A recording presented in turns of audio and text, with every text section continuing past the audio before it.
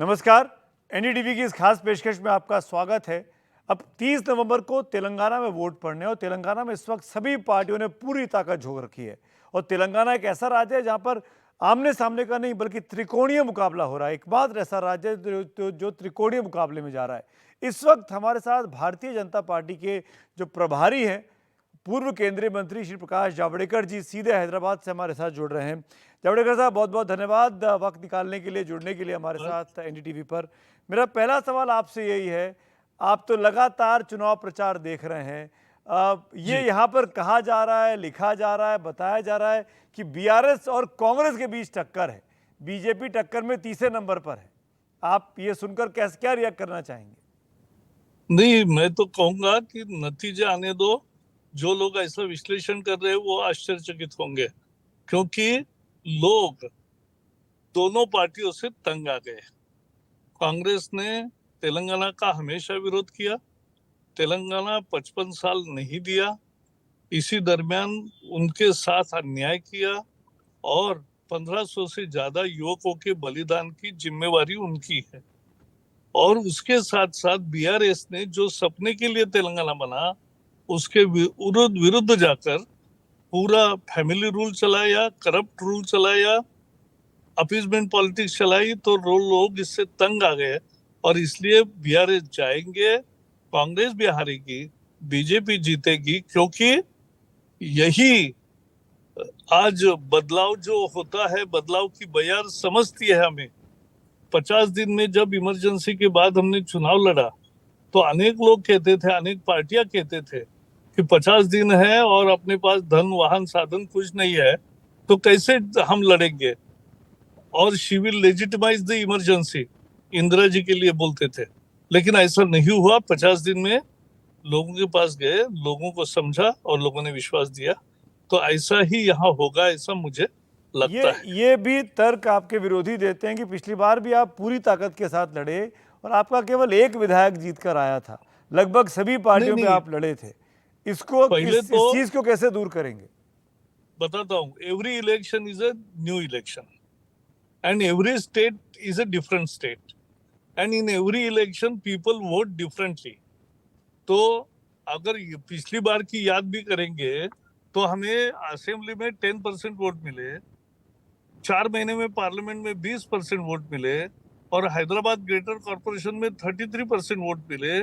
उसके बाद लगातार हमने अनेक जीत हासिल की, और हम 5 साल लड़ रहे हैं बीआरएस जी। से। कांग्रेस कहीं लड़े नहीं, कहीं जुलूस भी नहीं निकाला, क्योंकि उनके जो इतने विधायक कांग्रेस में गए, तो उनके खिलाफ डिस्क्वालिफिकेशन की प्रक्रिया भी उन्होंने नहीं की। तो ये तो उनकी मिली भगत थी, जी। ये समझ में आता है। और इसलिए अब लोग ये समझते हैं कि कांग्रेस को वोट माने बीआरएस को वोट, इसलिए वो कांग्रेस को वोट नहीं देंगे, तो बीआरएस बीजेपी को का तो निकाल टारगेट लेंगे। क्या है सर? आप लोग तो चुनाव में टारगेट देके लड़ते हैं अपने उम्मीदवारों को, तो इस बार क्या टारगेट है, क्या मिला है आपको? टारगेट बहुमत, टारगेट बहुमत। बहुमत मतलब 55 60 सीटें। जी, लेकिन ये बताइए, ये बड़ा दिलचस्प है, त्रिकोणीय मुकाबले में एक पार्टी बाकी दो को एक साथ खड़ा कर देती है। आप कह रहे हैं कि बीआरएस और कांग्रेस मिले हुए हैं। कांग्रेस, प्रियंका गांधी, राहुल गांधी हर रैली में बोलते हैं कि बीआरएस और बीजेपी मिली हुई है। बीआरएस बोलती है उसका कि कोई बीजेपी और कांग्रेस मिली हुई है। हाँ, ये एक इस चुनाव में बड़ा मजेदार स्थिति है कि हु इज विद हुम। इस आरोप में ही एक चुनाव पहला 15 दिन चले, लेकिन बाद में इश्यूज क्रिस्टल क्लियर हुए और लोगों को समझा कि ऐसी स्थिति नहीं है। ये कांग्रेस और बीआरएस एक ही है। Dynasty, corruption, appeasement politics. BJP अलग है। और लोगों ने मोदी को 5 साल में जो देखा, और तो 10 साल की ऐसी सरकार की जिसके एक भी मंत्री पर विपक्षी दल भी एक भी आरोप नहीं लगा पाए, वो आम चीज नहीं है। और इसलिए ये बहुत महत्वपूर्ण है कि लोग अच्छी सरकार चाहते हैं। जी। और इसलिए हमारी टैगलाइन भी है कि Telangana needs Modi like government. तो लोगों की ये भावना है कि मोदी जैसी अच्छी सरकार तेलंगाना में मिले। और हमने कहा है बीसी चीफ मिनिस्टर होगा, बाकी किसी पार्टी ने नहीं कहा। हाँ और बीसी 70 साल में एक भी चीफ मिनिस्टर नहीं हुआ। कल्पना कर सकते हो आप, आधी से ज्यादा आबादी और एक बार भी मुख्यमंत्री नहीं। तो अब उनको भी चाहिए ना, तो वो हम दे रहे हैं। तो दे रहे माने उनकी स्वाभाविक मांग है, और हम ऐसा ही कहते हैं कि BC chief minister who will take care of all. Right. Javadekar साहब, आज की रैली में प्रियंका गांधी वाड्रा ने यह कहा कि बीजेपी देश की सबसे अमीर पार्टी, बीआरएस राज्य की सबसे अमीर पार्टी, दोनों पार्टियां भ्रष्टाचार कर कर सबसे अमीर बनी हैं। क्या कहना चाहेंगे आप? ये तो हद है। मोदी सरकार पर भ्रष्टाचार का आरोप टिकता नहीं ना। वो रोज रोज रोज अडानी अंबानी बोलते हैं, लोगों को कुछ नहीं होता, कोई नहीं है। सत्य यह है कि कांग्रेस के सरकार में अडानी को क्यों बुलाते फिर। और मुद्दा ये है कि उनको भी मालूम है कि भ्रष्टाचार यहाँ नहीं हो रहा है। उनका पिछले 10 साल से सत्ता में नहीं है तो तड़प रहे, और इसलिए कुछ भी आरोप लगाते, ये वास्तविकता है। आपका फोकस जो जिस तरह के प्राइम मिनिस्टर का रोड शो निकला और अमित शाह जी का भी रोड शो निकला था कुछ दिन, एक दो दिन पहले, वो पूरा हैदराबाद और हैदराबाद के आसपास के इलाकों पे है। ये कहा जा रहा है कि बीजेपी चीजों को पोलराइज कर कर टेस्ट कर रही है 2024 के लिए। नहीं, तेलंगाना हमारा हैदराबाद, ग्रेटर हैदराबाद हमेशा हमारा काम का स्थान रहा है।